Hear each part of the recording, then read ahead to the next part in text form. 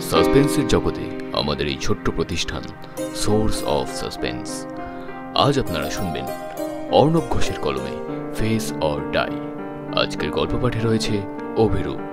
শুরু হচ্ছে আজকের আমাদের গল্প ফেস অর ডাই।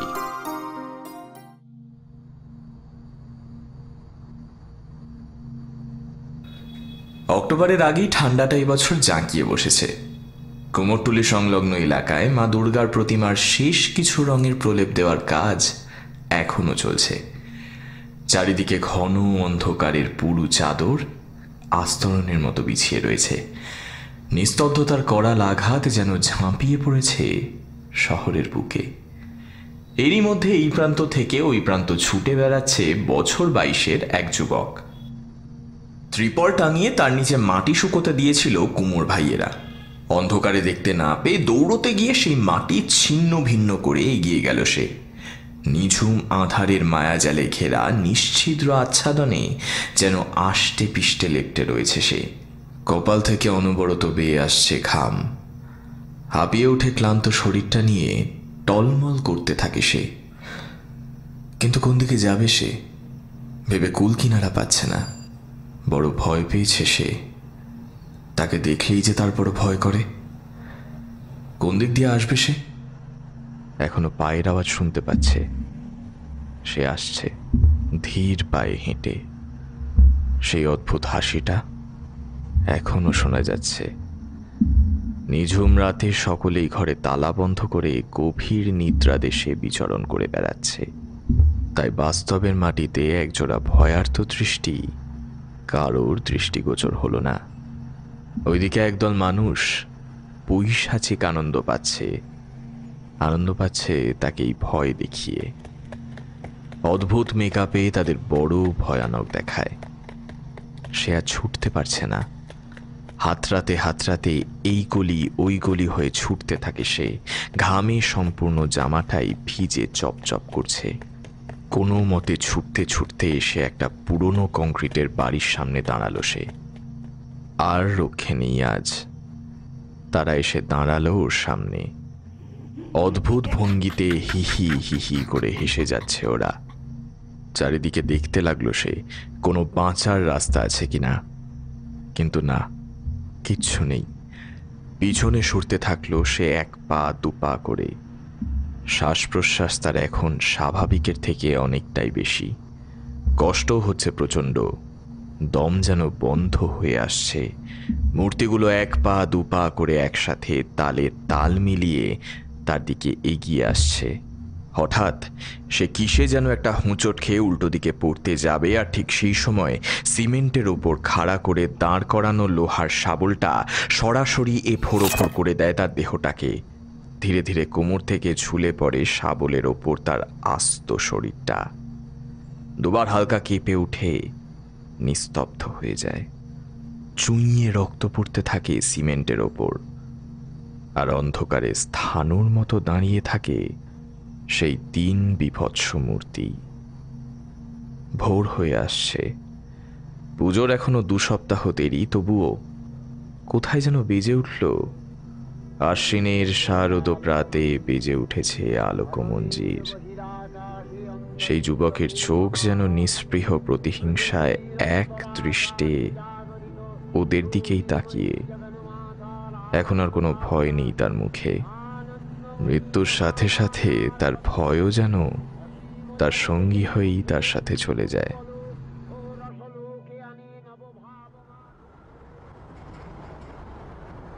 চাকরিতে সেদিন শেষ দিন ছিল সৌমেনের। বসের টেবিলে রেজিগনেশন লেটারটা জমা দিয়ে বলে এলো সে একটা ফর্মাল মিলও করে দেবে। অফিসের বাইরে এসে নিচে মন্টুদার দোকানে 1 কাপ চায়ের অর্ডার দিয়ে বসে পড়ল। হোয়াটসঅ্যাপ খুলে অফিসের গ্রুপটায় একটা ফর্মাল বিদায়সূচক মেসেজ লিখে সেখান থেকে লিভ নিয়ে নিল সে। এখন যা সেভিংস আছে বছরখানেক তার চাকরি না করলেও চলে যাবে। একার সংসার, অবসর সময় ঘুরে বেরিয়ে আর বইপত্র পড়েই সময় কেটে যায় তার। বিয়ে করে সংসারী হবার কোনোদিনই ইচ্ছে ছিল না তার। এছাড়া সত্যি বলতে বাবা মা জোর করায় কিছু মেয়ে দেখতে গিয়েছিল, কিন্তু কোনো মেয়েই নাকি তার মন মতো না। চা চলে এলো ইতিমধ্যেই, সাথে পাশের তেলে ভাজার দোকান থেকে গরম গরম বেগুনি। খেতে খেতে ফোনটা ঘাঁটছিল সে। পুরনো ফটো অ্যালবামগুলো। দেখতে দেখতে কলেজ লাইফের একটা ফটো বেরিয়ে এলো। কলেজের মেইন গেটের বাইরে সৌমেন, সৃজা আর প্রলয়। ছবিটা আসতেই আবার ফিরে গেল হোয়াটসঅ্যাপ গ্রুপে। একটু স্ক্রোল করে নিচের দিকে নামতেই দেখতে পেল ট্রায়াঙ্গেল বলে গ্রুপটা। সত্যি কত যে কাণ্ড করেছে এই গ্রুপটা কলেজ জীবনে। আড্ডা, খুনসুটি আর এক নিবিড় বন্ধুত্ব ছিল তাদের মধ্যে। সকলেই একসাথে তাদের ট্রায়াঙ্গেল বলে ডাকত, ঠিক যেন ত্রিভুজের তিনটে মাথা। কত জায়গায় যে হৈ হৈ করে ঘুরতে গেছে তারা। এসব ভাবতে ভাবতেই হঠাৎ সামনে থেকে একটা আওয়াজ ভেসে এলো। কেমন আছো সৌমেনদা? কল্পনার জগৎ থেকে বাইরে বেরিয়ে এসে মুখ তুলে সামনে তাকালো সৌমেন। দেখল একটা লম্বা সুশ্রী ছেলে তার সামনে দাঁড়িয়ে তার দিকে তাকিয়ে একটা মিষ্টি হাসি হাসছে। সৌমেনকে অচেনাভাবে তাকিয়ে থাকতে দেখে ছেলেটা আবার প্রশ্ন করল, বোধহয় চিনতে পারছো না? সৌমেন একটা অভিনয়সূচক হাসি হাসল, কিন্তু সামনে দাঁড়িয়ে থাকা ছেলেটার মনে কোনো সন্দেহই রইল না যে সৌমেন এখনো তাকে চিনে উঠতে পারেনি। এবার সে দোকানিকে এক কাপ চায়ের অর্ডার দিয়ে সৌমেনের বসার বেঞ্চে তার পাশে বসে বলল, আমি কল্যাণ, তোমাদের থেকে 2 বছরের জুনিয়র। মনে পড়ছে? এবার স্মৃতির পাতা হাতড়ে সৌমেন খুঁজে পেল সেই স্মৃতি। এবারের হাসিটা অনেক কনফিডেন্সের সাথে এলো।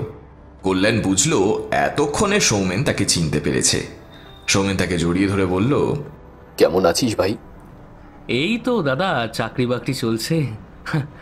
তবে এই জীবনে আর ভালো লাগছে না, খাটিয়ে খাটিয়ে মারছে একেবারে। সেই মতো পয়সাও তো দিচ্ছে বল। কল্যাণ এবার পাশের বিল্ডিং এর দিকে তাকিয়ে বলল, হ্যাঁ, তো এইটাই কি তোমার অফিস? হ্যাঁ, তবে ছিল। ছিল মানে? ছেড়ে দিলাম, অনেক দিন তো হলো। এবার একটু হাওয়া বদল চাই। এতক্ষণে কল্যাণের চাটাও চলে এলো। মাটির ভাঁড়ে গরম চায়ের ধোঁয়া উঠতে লাগলো। ফু দিয়ে কল্যাণ বলল,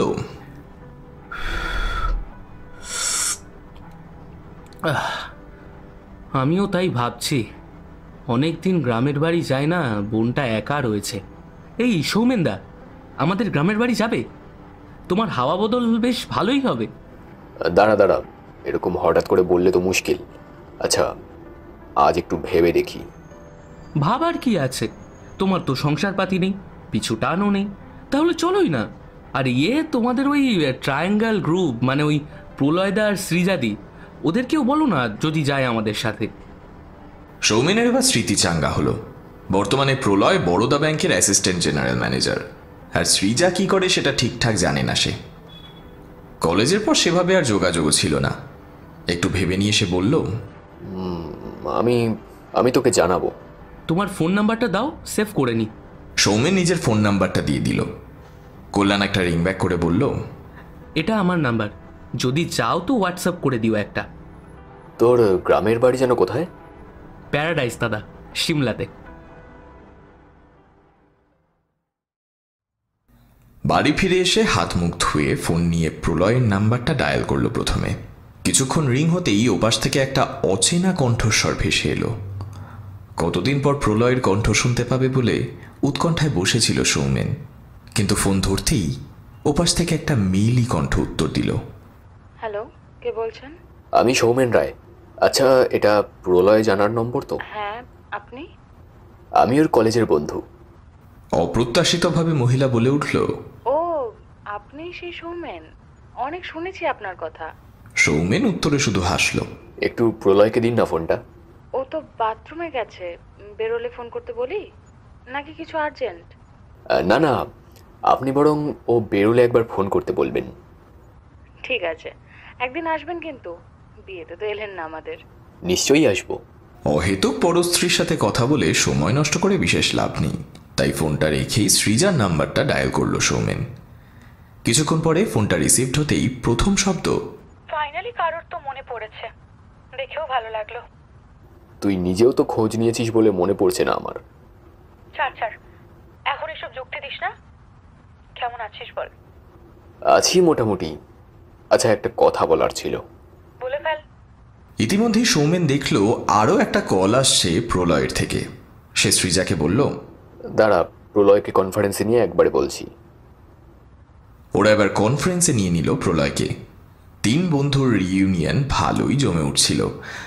কত বছর পর আবার কথা হচ্ছে তাদের, একে অন্যের কণ্ঠস্বর শুনতে পাচ্ছে। সবাই মনে মনে আজ বড্ড প্রসন্ন। একে অন্যের খোঁজ খবর, কে কোথায় কাজ করছে না করছে, পরিবার কেমন, সব জেনে নিল একে অপরের। সবশেষে সৌমেন বলল, ওকে গাইজ, যেটার জন্য ফোনটা করা, let's go for a trip like triangle use to go. একটু ভেবে ওপাশ থেকে আওয়াজ এলো প্রলয়ের, আমার অসুবিধে নেই, তবে কবে যাবি জানাস? সেই বুঝে অফিসে বলতে হবে। যাব এই ধরে নে 2 সপ্তাহ পর। ঠিক আছে, আর কয়েকটা দিন আগে বললে সুবিধে হতো। ওকে, আমি রাজি। আমিও রাজি। এরপর আরও কিছুক্ষণ পুরনো দিনের গল্প করে তারা ফোন রেখে দেয়। সৌমেনের মনটা আজ বড্ড খুশি। পুরনো কোনো স্মৃতি পেলে মানুষ আঁকড়ে ধরে থাকে সেটাকে, আজ সেটাই করলো যেন সে। সেদিন রাতে বড় শান্তির ঘুম ঘুমলো তিনজনেই। তবে তাদের সামনে কি আসছে সেটা দেখতে পেলে হয়তো আর শান্তি আসতো না ওদের।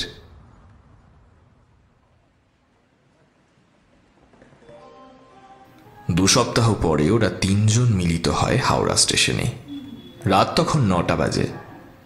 1 ঘন্টা পর নেতাজি এক্সপ্রেস ধরে তারা রওনা দেবে কালকার উদ্দেশ্যে। সেখান থেকে টয় ট্রেনে সিমলা। সৌমেন তিনজনের উদ্দেশ্যে বলল, আরও একজন যাবে আমাদের সাথে। কে? ইতিমধ্যেই কল্যাণ তাদের পিছনে এসে দাঁড়িয়েছে। তারা মুখ ঘুরিয়ে দেখল কল্যাণ হাসি মুখে তাদের দিকে তাকিয়ে আছে। কল্যাণ এসে তাদের সব কথা বলল। তাদের থাকা, খাওয়া, ঘোরা সব কিছুর দায়িত্ব তারা 2 ভাই বোন নিয়েছে সেটা বুঝিয়ে দিল।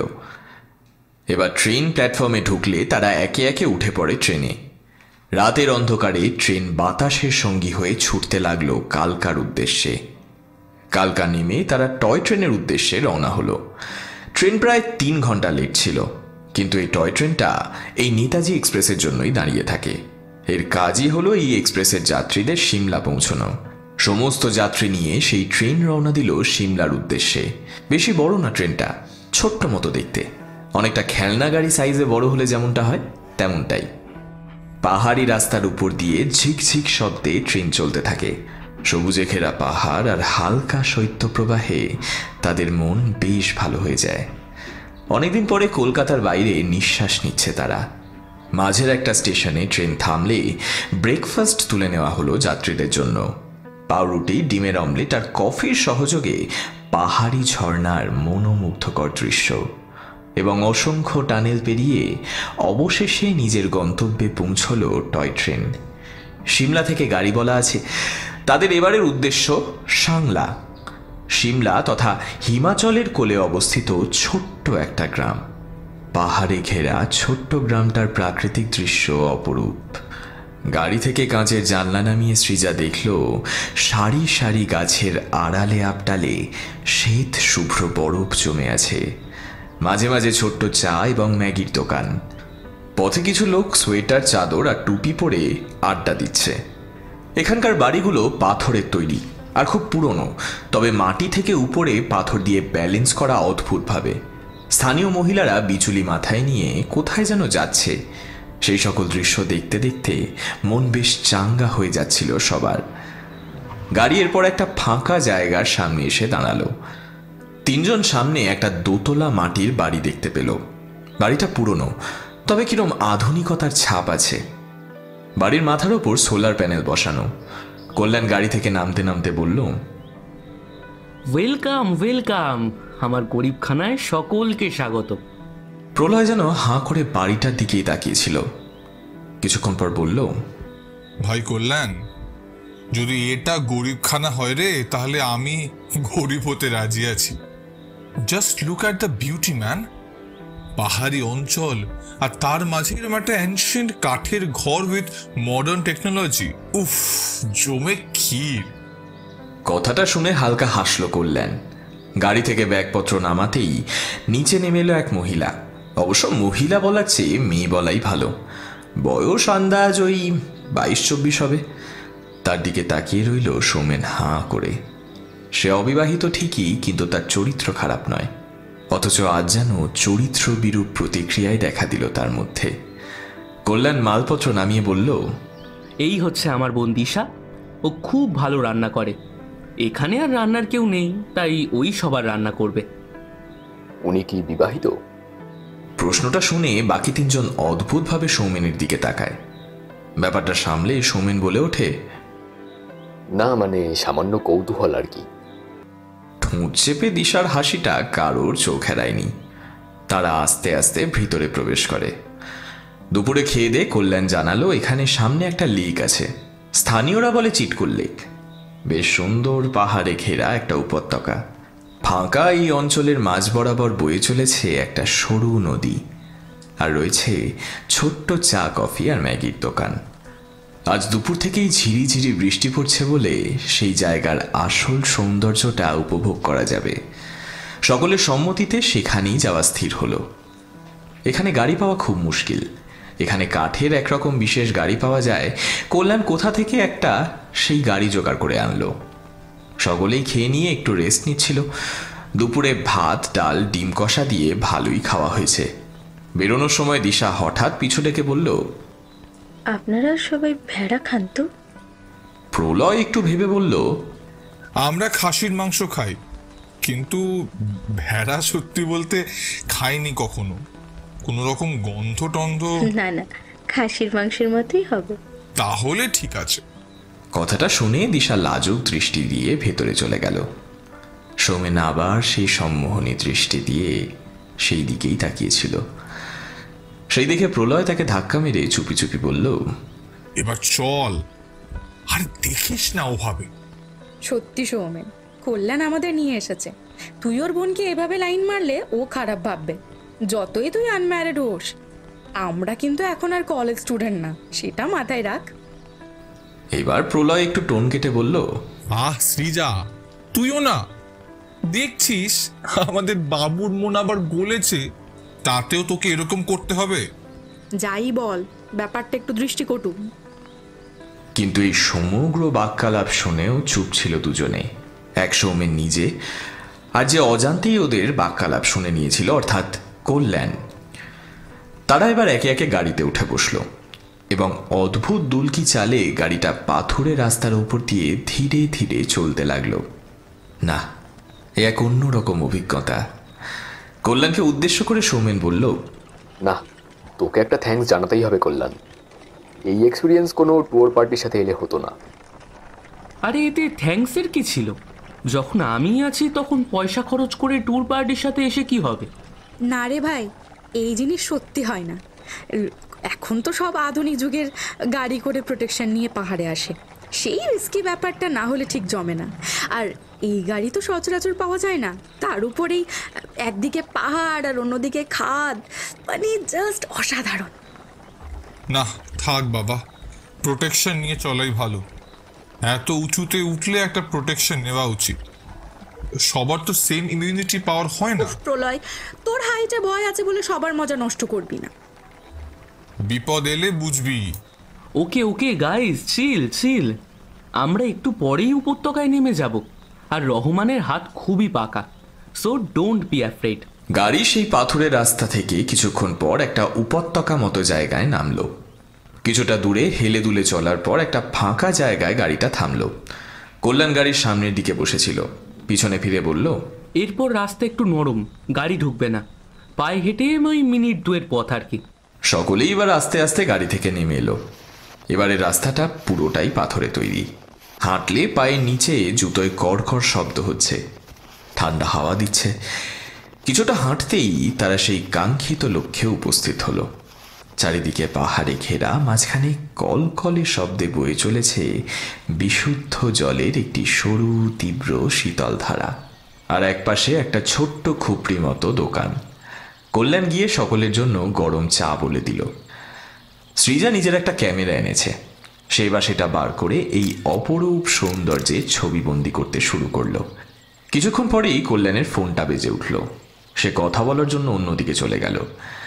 এরই মধ্যে ওরা তিনজন বলা বলি করতে থাকে যে প্রায় 4-5 বছর পরে এরকম রিইউনিয়ন সত্যিই সার্থক।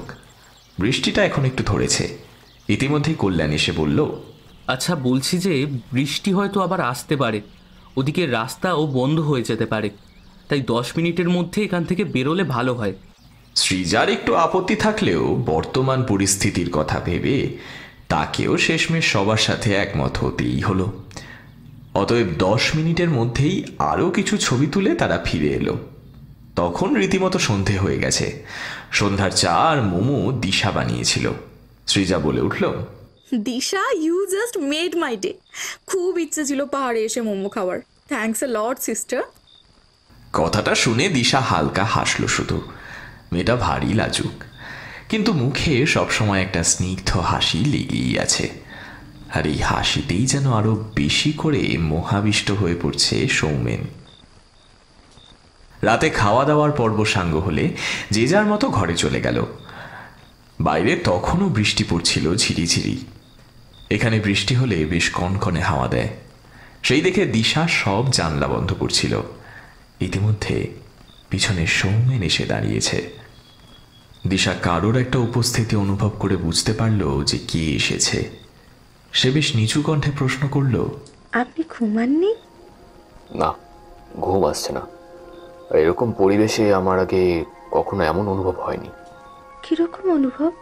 সৌমেন এবার দুহাত মুখের কাছে জোর করে এনে বলল, আপনার আপত্তি না থাকলে আমার সাথে দুদণ্ড কথা বলা যায়?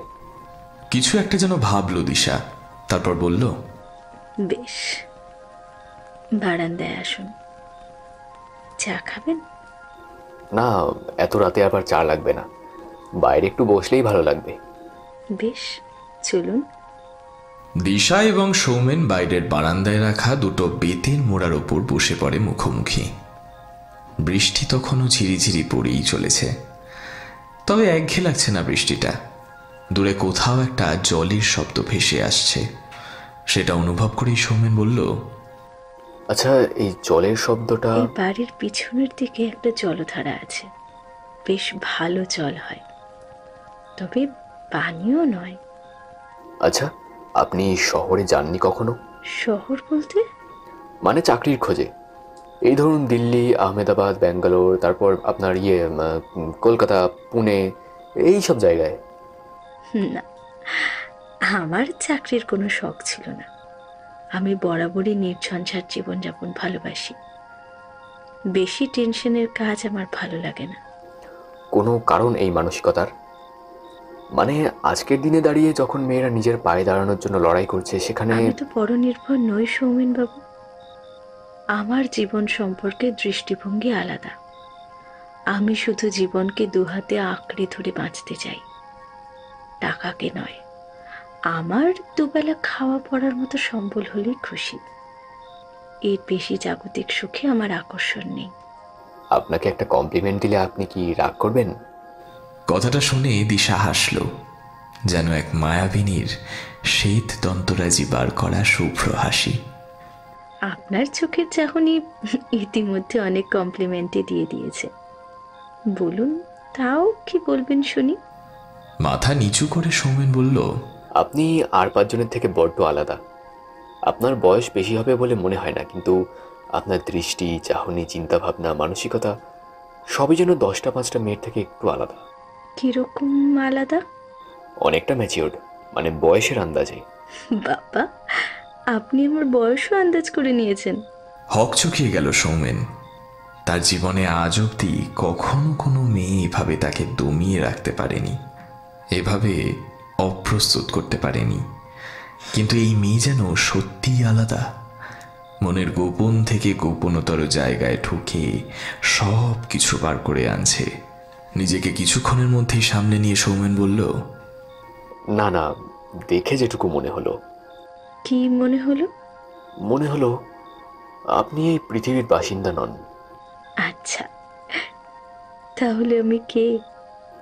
আপনি খুব সম্ভবত... কথাটা শুরু করে শেষ করতে পারল না সৌমেন। একটা অস্বাভাবিক চিৎকার ভেসে এলো বাড়ির ভেতর থেকে, বেশ তীব্র চিৎকার। কণ্ঠটা সৃজার বলেই বুঝতে পারল। তখনই উঠে গেল সৌমেন। এবার চিৎকারটা ক্রমাগত আসছে, একটানা নয়, থেমে থেমে বারবার আসছে। চিৎকারটা শুনতে পেয়ে ভিতরের ঘর থেকে ছুটে বেরিয়ে এলো কল্যাণ এবং প্রলয়। 3 জনেই দোতলায় ছুটল। ঘরের দরজা ভিতর থেকে বন্ধ। প্রলয়, কল্যাণ এবং সৌমেন বাইরে থেকে চিৎকার করতে থাকে সৃজার নাম ধরেই, কিন্তু ভিতর থেকে চিৎকারের আওয়াজ ছাড়া কোনো আওয়াজ বাইরে আসছে না। ক্রমাগত ধাক্কা পড়তে থাকে দরজার ওপর, কিন্তু চিৎকারের প্রাবল্য যেন বেড়েই চলেছে। শেষমেশ সৌমেন বলে উঠল, দরজা ভাঙলে কি কারোর কোনো আপত্তি আছে? সকলেই এক বাক্যে জানালো না। সৌমেন আর প্রলয় ক্রমাগত শরীর দিয়ে দরজা ভাঙার আপ্রাণ চেষ্টা করতে লাগলো। এদিকে বৃষ্টি বাইরে এক নাগাড়ে পড়েই চলেছে। কিছুক্ষণ চেষ্টা করতেই ভেঙে পড়ে গেল সেই দরজা। ভেতরে ঢুকে চারজনেই দেখলো একটা খাটের উপর প্রায় শেষ নিঃশ্বাস নেওয়ার মতো অবস্থায় পড়ে আছে সৃজা। হয়তো ছটফট করছিল এতক্ষণ। সৌমেন আর প্রলয় সামনে যেতেই সে শুধু ভাঙা ভাঙা শব্দে বলে উঠল,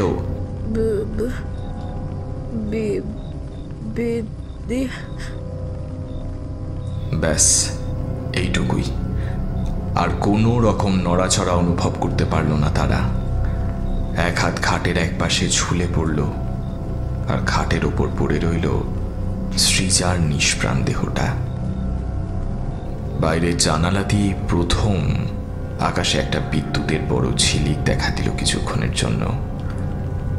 সমগ্র অন্ধকার ঘরটা সেই ঝিলিকে একটা নীলচে আলোয় ভরে উঠল। সৌমেন অবশেষে মৌনতা ভাঙল। বড্ড নিচু কণ্ঠে সে বলল, এখানে কি ডাক্তার পাওয়া সম্ভব? কল্যাণ সেই নিশ্চল দেহটার দিকে তাকিয়ে থেকেই বলল, এখানে তো নেই। ওই বড় রাস্তার দিকে ওখানে বসেন একজন। তবে এত রাত করে আদেও কি উনি? না না, আর রাতে ডাকতে হবে না। ডেকেই বা কি হবে? সকাল হোক, তারপর না হয় আমি আর তুই মিলে ডেকে আনবো। আপাতত সৃজার ঘরটা বাইরে থেকে তালা বন্ধ করে সেই রাতের মতো যে যার ঘরে ঢুকে পড়ল। কারোর চোখে আর ঘুম নেই। তাদের ট্রায়াঙ্গেল ভেঙে গেল। সৃজা চলে গেল সকলকে ছেড়ে। এখন শুধু স্ট্রেইট লাইন, দুই বিন্দুর মাঝে একটা মাত্র রেখা। বাইরে থেকে শুধু বৃষ্টির আওয়াজ আসছে। পরের দিন সকাল সকাল সেই বড় রাস্তার মোড় থেকে ডাক্তার ধরে আনলো সৌমেন এবং প্রলয়। কল্যাণ বাড়িতেই ছিল। দরজা খুলে ঢুকতেই ডাক্তার দেখতে পেল একটা ঠান্ডা দেহ খাটের উপর পড়ে আছে।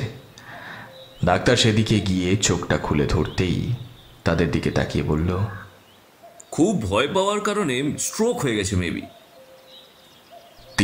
তিনজনের মুখের দিকে একবার তাকিয়ে নিল। দিশা নিচের ঘরে রান্না করছে। ডাক্তার জিজ্ঞেস করল, ওনার কি কোনো কিছুতে ভয় ছিল বিশেষ? অ্যাস্ট্রাফোবিয়া ছিল। মানে এই জোরে বাজ পড়া বা ঝড় এসবে খুব ভয় ছিল। কিন্তু কাল তো তেমন। হ্যাঁ, কাল যেরকম বৃষ্টি আর হালকা হাওয়া দিচ্ছিল তাতে ওর এত চূড়ান্ত লেভেলের ভয় পাওয়ার কথা নয়। কি জানি কি থেকে কি হলো। এরপর ডাক্তার একবার সৃজার ঠান্ডা দেহটার দিকে তাকিয়ে নিয়ে বলল, চোখ ঠিকরে বাইরে বেরিয়ে আসতে চাইছে। প্রাইমারি অবজারভেশন এটাই মনে হচ্ছে, বিভৎস রকমের ভয় থেকেই। এনিওয়েজ, আমি দিয়ে দিচ্ছি ডেথ সার্টিফিকেট। একটু পরে নয়তো বডি ডিকম্পোজ হতে শুরু করবে। সারা রাত বাইরে ছিল দেহ। কেউ আর কোনো কথা বলল না। ডাক্তার ডেথ সার্টিফিকেট দিয়ে চলে গেল। বিবাহিত সৃজার স্বামীকে খবর দেওয়া মাত্রই তড়িঘড়ি সিমলা আসে সে। একটা ক্রূর দৃষ্টিতে প্রথমে তাকিয়ে থাকে সৌমেন এবং তারপর প্রলয়ের দিকে। লজ্জায় মাথা হিট হয়ে গেছে দুজনেরই। কিন্তু তারাই বা কি করে জানবে যে এমন জিনিস হবে। সৃজার মৃতদেহ দেখে দু চোখ থেকে জল গড়িয়ে পড়ে তার স্বামীর। বড্ড ভালোবাসত সে মেয়েটাকে। সৃজার পাহাড় খুব প্রিয় ছিল। একবার সৌমেনকে সে জানিয়েছিল তার ইচ্ছে। সে বলেছিল তার মৃত্যু হলে তার দেহ যেন পাহাড়ের কোনো উপত্যকায় কাঠের চুল্লিতে পোড়ানো হয়।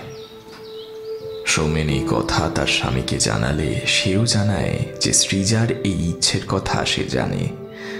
সেই জন্যেই নিজেই ছুটে এসেছে এত দূর। সেই কথা মতো তারা আগের দিন যেই উপত্যকায় ঘুরে এসেছিল সেই উপত্যকায় নিয়ে যাওয়া হয় সৃজার দেহ দাহ করতে। সেদিন সারাদিন কেউ কোথাও গেল না। ফিরে এসে যে যার ঘরে বসে রইল। ইতিমধ্যেই সৃজার স্বামী ফিরে গেছে ফ্লাইটে করে। সৌমেন আর প্রলয় তাকে সেই রাতে থেকে যেতে বললেও খুব ঘৃণা ধরা কণ্ঠে সে জানায় তার স্ত্রীর মৃত্যু হয়েছে যেখানে, সেখানে সে কিছুতেই থাকবে না। আর তাছাড়া সে একলা থাকতে চায় এখন। আগে থেকেই রাতের ফেরার ফ্লাইট টিকিট কাটা ছিল তার। কেউ আর জোর করল না। তাই কল্যাণও কাউকে আলাদা করে কিছুই বলল না। সারাটা দিন পুরনো দিনের স্মৃতিতেই কেটে গেল তাদের। রাতের খাওয়া দাওয়া শেষ হওয়ার পরে সকলে কিছুক্ষণ টেবিলেই বসেছিল। সেভাবে আজ কেউই কিছু খেতে পারেনি। ফায়ার প্লেসে আগুন জ্বলছে। আজকে ঠান্ডা একটু বেশি বলে আগুন ধরিয়েছে দিশা। খাওয়া দাওয়া সেরে প্রলয় বলল, তোরা সবাই এখন শুতে যাবি তো? সকলে এক বাক্যে হ্যাঁ বলল। সৌমেন জিজ্ঞেস করল, কেন, তুই কি করবি? ঘরে বসে আর ভাল লাগছে না, একটু বেরিয়ে আসবো। এই রাত বিরেতে পাহাড়ি এলাকায় না বেরোলেই নয়। আমার মন মেজাজ ভালো নেই। ইনফ্যাক্ট আমি জানি কারোরই মন মেজাজ ভালো নেই। তাই আমার মনে হয় এখন যে যেটা চাইছে তাকে সেটা করতে দেওয়াটাই বেটার। অহেতুক সব বিষয়ে নাক গলালেই নয়। কথাটা যে সৌমেনকে উদ্দেশ্য করেই বলা সে বিষয়ে বিন্দুমাত্র সন্দেহ রইল না। কিন্তু বরাবরই সৌমেন একটু ঠান্ডা প্রকৃতির ছেলে, চতুর, চপল এবং চালাক। সে খুব শান্ত শানিত চোখে শুধু বলল, তুই যথেষ্ট ম্যাচিওর এটা বোঝার জন্য এখন আমাদের মন নয় মস্তিষ্কের কন্ট্রোলে থাকা উচিত। এখন তোর ব্যাপার, তবে টর্চ নিয়ে যাস। এরপর সৌমেন সেখান থেকে উঠে নিজের ঘরে চলে গেল। ইতিমধ্যে কোথা থেকে দিশা এসে একটা বড় সেলের টর্চ এনে প্রলয়ের দিকে এগিয়ে দিল। কাঠের মেঝের উপর দিয়ে গট গট শব্দে হেঁটে বেরিয়ে যায় প্রলয়। দিশা আর কল্যাণ কিছুই বুঝতে পারল না, শুধু প্রলয়ের বেরিয়ে যাওয়ার দিকে হা করে তাকিয়ে রইল। বাইরে রাতের শীতল নিশি যেন কোনো এক অদৃশ্য চাদরে ঢেকে নিল প্রলয়কে নিজের মধ্যে। এই দিকটা পুরোপুরি পাহাড়ি খাড়াই রাস্তা নয়, তবে পাথুরে বন্ধুর ভূমি সামনে এগিয়ে চলেছে। দুপাশে লম্বা লম্বা সারি সারি গাছ। পাথুরে রাস্তার উপর হাঁটার শব্দ তালে তালে আসছে। আজ সৃজার জন্য মনটা বেশ খারাপ হয়ে আছে। কি এমন দেখলো মেয়েটা যে ভয়ে হার্ট অ্যাটাক করল ওর? ওইটুকু ঝড় বৃষ্টিতে ওর এমন তো ভয় পাওয়ার কথা নয়। তাছাড়া ও ছিল ঘরের ভেতরে, সুতরাং ভয় পাওয়ার তো কোনো কারণ থাকার কথাই নয়। তারপরেও এতটা ভয় পেল যে? এসব ভাবতে ভাবতেই হেঁটে চলে এসেছিল অনেকটা দূরে, বাড়িটা ছেড়ে অনেক দূরে। হঠাৎ তার মনে হলো পিছন পিছন কেউ যেন একইভাবে হেঁটে আসছে। জুতোর আওয়াজ আসছে বলে মনে হচ্ছে না? হ্যাঁ, ঠিক তাই। সে দাঁড়িয়ে পড়ল। পিছনে ফিরে একবার টর্চ জেলে দেখল, কই কেউ নেই তো। তাহলে মনের ভুল হবে, এই ভেবে সে আবার সামনে হাঁটা শুরু করলো। কিন্তু কিছুক্ষণ পরেই আবার আবার সেই হাঁটার শব্দ, সেই একই অনুভূতি। আবার পিছনে ফিরে টর্চ জেলে দেখল, না, আবার কেউ নেই। পরপর একই ঘটনা 4 বার ঘটলে আস্তে আস্তে ভয় পেতে আরম্ভ করে সে।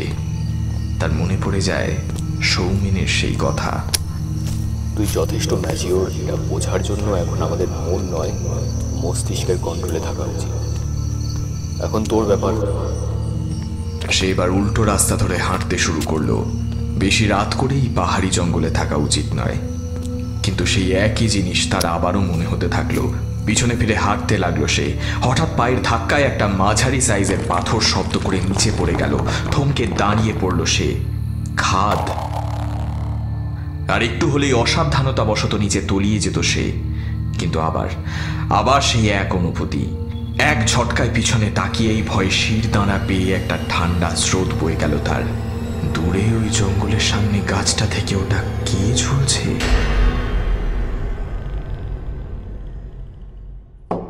দরজার বাইরে টোকা শুনে দরজা খুলল সৌমেন। বাইরে দিশা দাঁড়িয়ে। সে অবাক হয়ে গেল, এত রাতে দিশা হঠাৎ তার ঘরের বাইরে কেন? সব প্রশ্ন দৃষ্টিতে সে জিজ্ঞাসা করল, কি ব্যাপার এত রাতে? আপনার বন্ধু কিন্তু এখনো ফিরল না। এই অঞ্চলটা বেশ শুনশান। পাহাড়ি জঙ্গলে রাত করে বেরোতে নেই। উনি তো কারোর কথা না শুনেই বেরিয়ে গেলেন। যদি বিপদ কিছু হয়। সৌমেন বুঝল কথাটা নিহাত উড়িয়ে দেওয়ার মতো নয়, কারণ প্রলয় আপাত দৃষ্টিতে ভয়ডরহীন হলেও তার এক বিশেষ জিনিসের ভীতি ছিল, অটোম্যাটোনোফোবিয়া, a fear of feeling like human-like figures in non-living objects. এই ভয়টা প্রথম বছর দার্জিলিংয়ে গিয়ে জানিয়েছিল প্রলয়। সৃজা খুব ঠাট্টা করেছিল ব্যাপারটা নিয়ে। এছাড়া পাহাড়ি এলাকায় প্রলয়ের আর 5 জনের মতো হাইটেরও ভয় ছিল। দিশার ডাকে জ্ঞান ফেরে সৌমেনের। সে নিজেকে সেই মুহূর্তে সামলে নিয়ে বলে, কল্যাণকে ডেকে দাও, দেখি প্রলয় কতদূর গেছে। এই অন্ধকারে বেশি দূর যেতেও পারবে না। দিশা কল্যাণকে ডাকতে গেল। সৌমেন তার ঘরের খাটে রাখা জ্যাকেটটা গায়ে জড়াচ্ছিল, ঠিক সেই সময় ঘটে গেল ঘটনাটা। পাহাড়ি এলাকা রাতে শুনশান এবং নিস্তব্ধ হয়ে যায়, তাই সূক্ষ্ম থেকে সূক্ষ্মতর আওয়াজও বেশ ভালোই শোনা যায়। আর এই আওয়াজ তো ছিল গগনভেদী। নিকষ কালো অন্ধকার ভেদ করে একজন পুরুষ কণ্ঠ যেন তার শেষ আর্তচিৎকার মানব সভ্যতাকে শুনিয়ে গেল। পাহাড়ের গায়ে গায়ে সেটা প্রতিধ্বনিত হতে থাকলো। কোনো মতে দৌড়ে ঘর থেকে বেরিয়ে এলো সৌমেন। সাথে সাথে উল্টো দিকের ঘর থেকে কল্যাণও বেরিয়ে এসে বলল, প্রলয়দার গলার আওয়াজ না?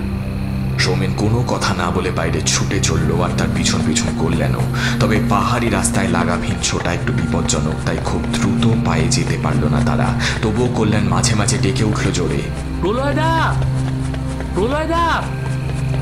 সৌমেন কোনো কথা বলছে না। সে আন্দাজ করতেই হয়তো বুঝতে পেরে গেছে প্রলয়ের কি হয়েছে। বেশি দূর যেতেও হলো না। জঙ্গলের রাস্তা শুরু হওয়ার ঠিক সামনেই টর্চটা গড়াগড়ি খাচ্ছে, আর সেই আলোয় একবার করে প্রলয়ের ভয়ার্ত মুখটা আলোকিত হচ্ছে, আর একবার করে অন্ধকার হচ্ছে।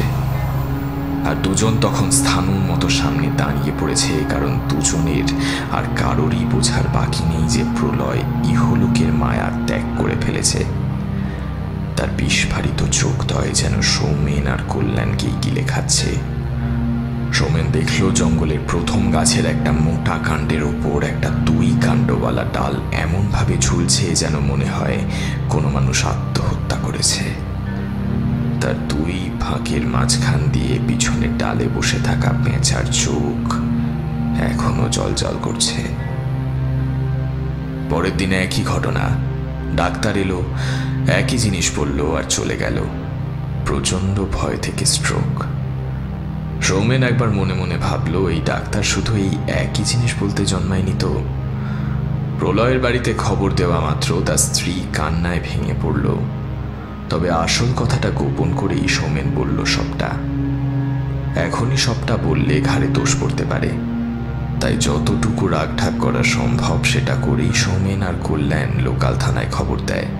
দেহ ট্রান্সফার করতে যা যা ফর্মালিটিস আছে সব করে দেহ ডিসপ্যাচ করে আসে। বেসিক কিছু প্রশ্নের মুখে সৌমেনকে পড়তে হয়, তবে কল্যাণের লোকাল থানায় ভালোই চেনা জানা আছে, তাই বেশি খাটায়নি ওরা। একদিনের ব্যবধানে দুজনের মর্মান্তিক মৃত্যু। কি হচ্ছে বুঝতে পারছে আস্তে আস্তে সৌমেন। কথায় আছে, পাপ ছাড়ে না বাপকে। তবে কি সেই পাপই আবার ফিরে আসছে বুমেরাং হয়ে? দুজনের মৃত্যু আপাত দৃষ্টিতে ভয় থেকে হলেও তাদের মধ্যে মিল হলো, তারা যেই জিনিসে ভয় পায় সেই জিনিসের জন্যই হয়তো মারা গেছে। সৌমেনের আর থাকতে ইচ্ছে করছে না এই অভিশপ্ত জায়গায়। মনে মনে বেশ রেগে গেল কল্যাণের ওপর। নিজের ভাগ্যকে দোষ দিতে লাগলো। কি কুক্ষণে যে কল্যাণের সাথে দেখা হয়েছিল, আর কি জন্যই যে এই প্রস্তাবে তারা রাজি হয়ে গেল, তা এখনো বুঝে উঠতে পারছে না সে। দুপুরে খাওয়া দাওয়া সেরে নিজের ঘরে গিয়ে বাড়ি ফেরার টিকিট কাটল সৌমেন। তারপর নিজের মানসিকভাবে ক্লান্ত শরীরটাকে এলিয়ে দিল নরম বিছানায়। সেদিন বিকেলে কল্যাণকে নিজের ঘরে ডাকলো সৌমেন। কল্যাণ ঘরে ঢুকতেই সৌমেন বলল, আমি কালই চলে যাব, টিকিট কেটে নিয়েছি তৎকালে। কল্যাণ যেন প্রস্তুতি ছিল এই কথাটা শোনার জন্য। সে ঠিক সেই মতো ভঙ্গি করে বলল, ভালোই করেছো বাবা, আসার পর থেকে যা সব হচ্ছে তোমাদের আটকে রাখবো না। আর সত্যি বলতে আমারও। কথাটা মাঝপথে থামিয়ে দিয়ে নিজের ব্যাগপত্র জামা কাপড় গোছাতে গোছাতে ব্যস্ত হয়ে সৌমেন বলল, না না, তোকে ওভাবে আলাদা করে লজ্জিত হতে হবে না। আর তাছাড়া তুইও কি করে বুঝবি যে এরকম সব ঘটনা ঘটবে? কল্যাণ একটা অদ্ভুত হাসি হেসে বলল, তুমি ভুল ভাবছো সৌমেনদা, আমি এতটুকুও লজ্জিত নই। মুহূর্তে ঘাড় ঘুরিয়ে কল্যাণের দিকে তাকালো সৌমেন। কল্যাণের মুখে এখন একটা হিংস্র হাসি, যেন বহুদিন ধরে ক্ষুধার্ত বাঘের সামনে হরিণের গরম রক্ত আর নরম মাংস রেখে দেওয়া হয়েছে। সৌমেন ভুরু কুঁচকে তার দিকে তাকিয়ে রইল, তার হাত যেন কাঁপতে শুরু করেছে। কল্যাণ ঘরের দরজাটা বন্ধ করতে করতে বলল, তুমি ঠিকই ধরেছো সৌমেনদা, আর প্রলয়দাও হয়তো শেষের দিকে ঠিকই ধরেছিল। পাপ বাপকেও ছাড়ে না, তাই তোমাদের কলেজ লাইফে করা পাপের এখন প্রায়শ্চিত্ত করতে হচ্ছে। কোন কোন পাপের কথা বলছিস তুই? মৈনাক, মনে পড়ে? ক্লাস্টারোফোবিয়া, ফিয়ার অফ ক্লাউন। তোমরা তিনজন শীতের রাত, উত্তর কলকাতা, বোর্ডিং লাইফ, টর্চার আর অকাল মৃত্যু, মনে পড়ে? সৌমেনের স্মৃতিপটে ভেসে উঠল সেই অভিশপ্ত রাত। সেই সঙ্গে একটা অদ্ভুত অনুভূতি হতে থাকলো তার। মাথাটা ঘুরতে থাকে, পাশের খাটটা ধরে ফেলে সে। আস্তে আস্তে এগিয়ে আসে কল্যাণ। এতক্ষণে সৌমেন সম্পূর্ণ বিছানার উপর শুয়ে পড়েছে, তার হাত পা একেবারেই অচল। কল্যাণ তার পাশে বসে তার মাথায় হাত বুলিয়ে দিতে দিতে বলল, ঘাবড়িও না সৌমেনদা, ঘাবড়িও না। খুব অন্যরকম বিষ, জানো তো। এসব তোমাদের ওই শহুরে কেমিক্যালস বা ওষুধের দোকান দিতে পারবে না। পাহাড়ি ফুল আর তাদের রেণু এবং পাপড়ির মিশ্রণে বানানো, মৃত্যু যন্ত্রণাহীন আর কত ভালো ওষুধ। আর ওইদিকে দেখো, সুইজারল্যান্ডে নাকি আবার সুইসাইড মেশিনকে লিগালাইজ করেছে। কত অন্য উপায় আছে, কিন্তু এরা না বেকার টাকা খরচা করে, জানো, একেবারে ফালতু। যাকে মেন কথাটা যেটা হলো, এই যে বিষটা তোমার শরীরে দুপুরে খাওয়ার সাথে গেল, সেটার মাহাত্ম্য এটাই যে এটা প্রথমে তোমার হাত পা এবং আস্তে আস্তে শরীরের সব অঙ্গ প্রত্যঙ্গগুলোকে অকেজো করতে থাকবে। আর শেষে কি হবে জানো? ধীরে ধীরে লাংস, কিডনি, লিভার আর সব শেষে ব্রেন আর হার্ট। সৌমেন এবার ছটফট করছে খাটে। হাত পা না নড়লেও দেহটা কোনো মতে নড়ানোর চেষ্টা করছে সে। তার মুখের উপর আঙুল চালাতে চালাতে কল্যাণ বলল, তোমরা আমার দাদাকে ভয়কে ফেস করিয়ে জয় করানোর চেষ্টা করেছিলে, আমি জানি, বিশ্বাস করো, আর আমি বুঝিও। কিন্তু তোমরা বোঝোনি যে যার ভয় সেই বোঝে, আর সেই জানে তার ওপর দিয়ে কি চায়।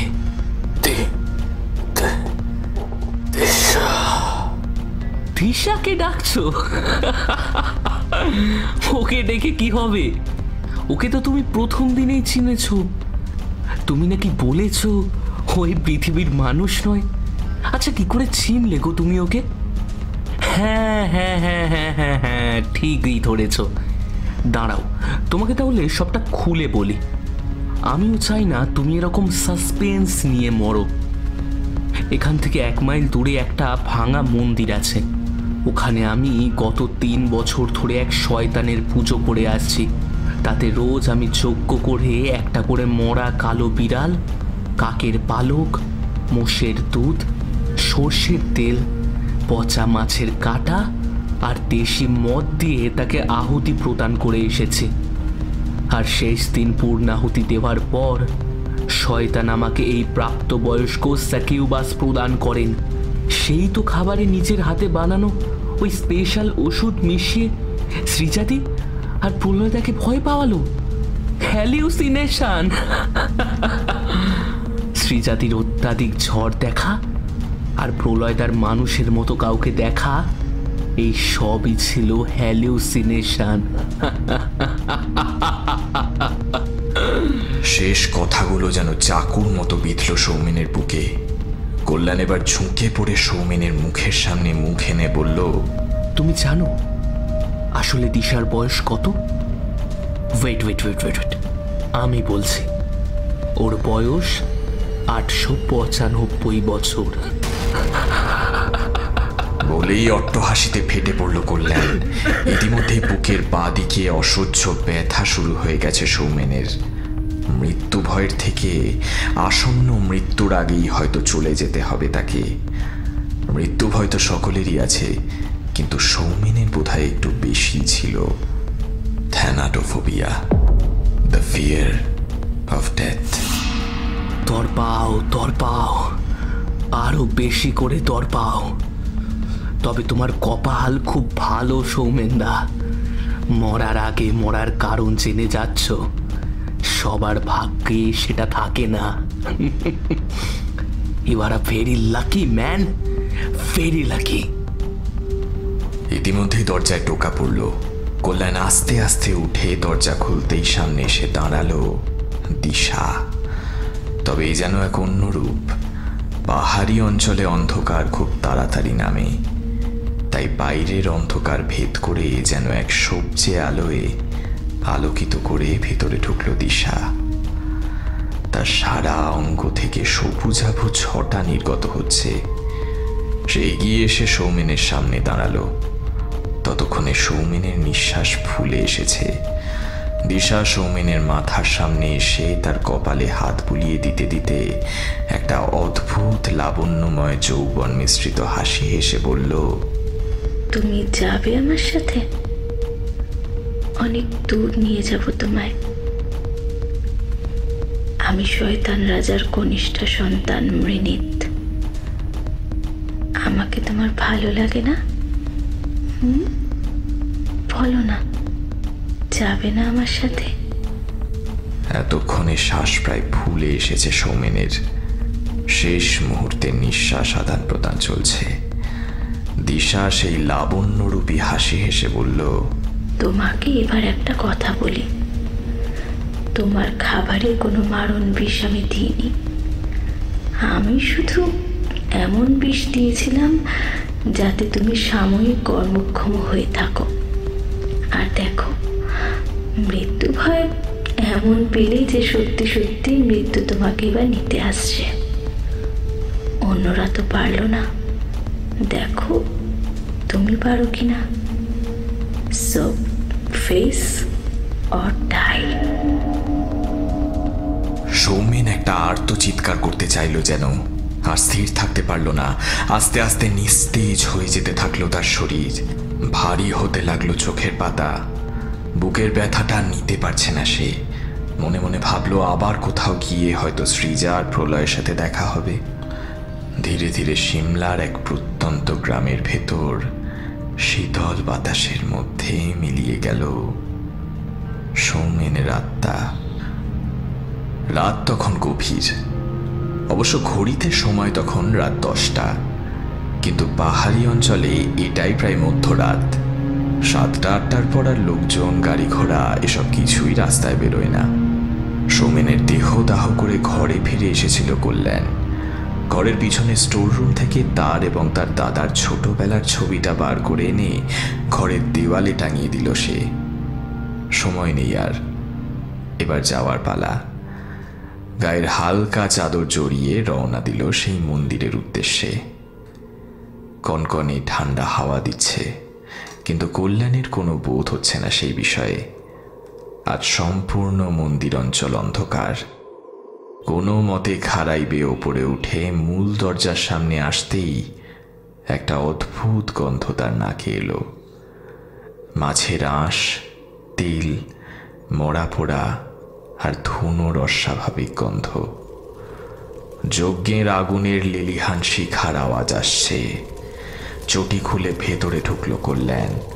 দেখল দিশা ওরফে মৃণীত বিশাল এক মূর্তির সামনে পিছন ফিরে দাঁড়িয়ে আছে।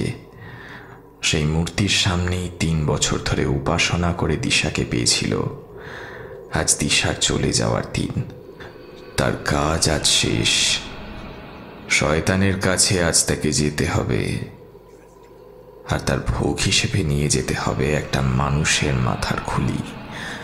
আর সেই মানুষ আর কেউ নয়, স্বয়ং যে শয়তানের পূজারী, তারই মাথা নিয়ে যেতে হবে তাকে।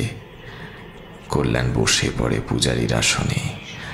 মন্ত্র উচ্চারণ করতে থাকে ভারী কণ্ঠে। মৃণীত ততক্ষণে তার পাখি যোগিনী বন্ধুদের ভোগের জন্য আহ্বান করে নিয়েছে। শয়তানের বৃহত্তম পূজার দামামা বাজিয়ে শুরু হয় তাদের উল্লাসিত নাচ। কয়েক যুগ পরে আবার তারা নরমাংসের স্বাদ পাবে। মৃণীত শুধু মাথার খুলি নিয়ে ফিরে যাবে, আর তার যোগিনী সহকারীরা সারা রাত উল্লাস করবে কল্যাণের বাকি দেহটা নিয়ে। এই সব কিছু আগে থেকে জেনেই কল্যাণের প্রস্তুতি নিয়েছিল। দাদা ছাড়া যে তার জীবনে আর কেউই ছিল না, তার পিছনে কাঁদার জন্যেও কোনো মানুষ থাকবে না, তাই তার বাঁচা মরাতে কারোর কিচ্ছু এসে যায় না। একে একে পুজোর সকল পর্ব শেষ হলো। কল্যাণকে পবিত্র জলে স্নান করিয়ে নিয়ে আসা হলো। গলায় পরিয়ে দেওয়া হলো পচা জবা ফুলের মালা। ততক্ষণে যোগিনীরা এক বিশাল ভেপু বাজাতে শুরু করে দিয়েছে, এবং কেউ কেউ হাতে খড়গ নিয়ে আর মদিরা পান করে নাচানাচি শুরু করেছে। কল্যাণীর চোখে তখন জল। সে বহুদিন পর আজ চলে যাবে দাদার কাছে। হাড়ি কাঠে মাথা ঢুকলো তার। আনন্দে চোখ বুঝল সে। মৃণীতের হাতে রাখা খড়গটা নেমে এলো কল্যাণের কণ্ঠনালী বরাবর। কিছুটা রক্ত আর ঘিলু গিয়ে ছিটকে পড়ে মৃণীতের মুখে। তারপর সেই কাটা মুন্ডু নিয়ে বিজয়ীর ভঙ্গিতে শয়তানের দিকে ফেরে সে। ওইদিকে কল্যাণের দেহ থেকে গড়িয়ে আসা রক্ত চেটে চেটে উন্মত্তের মতো খেতে থাকে যোগিনীরা। পৃথিবীর এক অজ্ঞাত মন্দিরের দরজা একজন মানুষের রক্তের স্পর্শ পেয়ে চিরকালের জন্য বন্ধ হয়ে গেল। আর মৃণীত চলে গেল গহীন পাতালের অন্ধকারে তার উৎসের কাছে।